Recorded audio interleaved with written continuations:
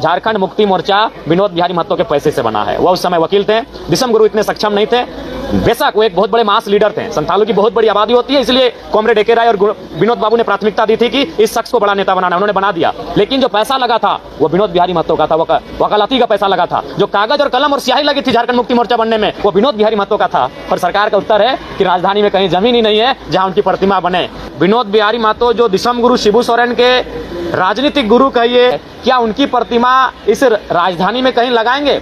सरकार का जो उत्तर था बड़ा, उस उत्तर को सुनकर आप आश्चर्य करेंगे। सरकार का उत्तर था कि कहीं जमीन ही नहीं है। सरकार को इतनी कुंठित मानसिकता के साथ कार्य नहीं करना चाहिए।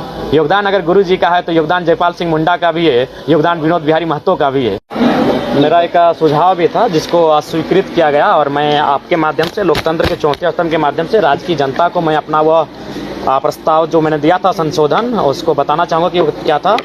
मेरा प्रस्ताव ये था कि अभी वर्तमान में क्या होगा कि जो प्रभारी मंत्री होंगे वह विश्वविद्यालय के प्रति कुलाधिपति होंगे। तो मैंने उनको ये सुझाव दिया था कि उनके स्थान पर राज्य के मूल निवासी शिक्षाविद, जिनका राज्य या देश में शैक्षणिक एवं प्रशासनिक कार्यों का लंबा अनुभव रहा हो, उनका मनोनयन सरकार द्वारा किया जाए प्रति कुलाधिपति के तौर पे। तो उन्होंने अस्वीकार कर दिया, और मैंने ये भी रखा था कि झारखंड के मूल निवासी हों। तो देखिए, इससे क्या होगा कि अगर शैक्षणिक संस्थानों में अगर मंत्री प्रभार में रहेंगे, प्रभारी मंत्री अगर प्रति कुलाधिपति रहेंगे, तो कहीं ना कहीं शिक्षा जगत को भी पॉलिटिक्स में ढाल दिया जाएगा, और वहाँ मैंने शिक्षा की बातें कम और पॉलिटिक्स की बातें ज़्यादा होंगी, जो मेरे अकॉर्डिंग उचित नहीं है। और राज्य सरकार का मेरे प्रस्ताव को अस्वीकार करना भी यह दर्शाता है कि वह मूलवासियों की हितैषी नहीं है। मैंने तो यही कहा था कि मंत्री का ना होकर कोई ऐसा शिक्षाविद हो जिसका राज्य और देश में एक लंबा अनुभव हो और जो झारखंड का निवासी हो, तो उसे सिरे से खारिज कर दिया गया। मेरा दूसरा प्रस्तावित संशोधन था आपका झारखंड प्लेटफॉर्म आधारित गिग श्रमिक विधेयक में।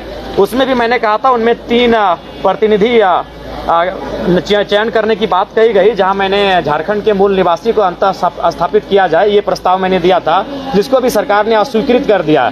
यानी मेरे 2 जो आज संशोधन मैंने दिया था, 2 सुझाव दिए थे सरकार को बिल में संशोधन करने का, और दोनों में मेरा सुझाव था कि स्थानीय झारखंड के मूल निवासी को वहां रखा जाए, और दोनों प्रस्ताव को राज्य सरकार ने इस विधेयक में खारिज कर दिया है। तो इससे ये स्पष्ट हो जाता है कि राज्य सरकार भले मंचों में आकर घड़ियाली आंसू बहाए, मंचों में ये कहे कि हम आदिवासी मूलवासी की सरकार हैं, लेकिन आज मेरे संशोधन को खारिज करना, मेरे प्रस्ताव को खारिज करना, अस्वीकार करना उनकी मंशा को साफ दर्शाता है कि वो राज्य का हितकर नहीं है, वो राज्य के मूलवासियों का, आदिवासियों का भला नहीं चाहती है। और एक मजेदार बात आपको मैं बताऊंगा, मेरा एक सवाल था कि क्या विनोद बिहारी महतो जो दिसम गुरु शिबू सोरेन के राजनीतिक गुरु कहिए, जो शिबू सोरेन ने सार्वजनिक मंचों में स्वीकार किया, दिसम गुरु ने राजनीतिक पिता कह के संबोधन किया है, क्या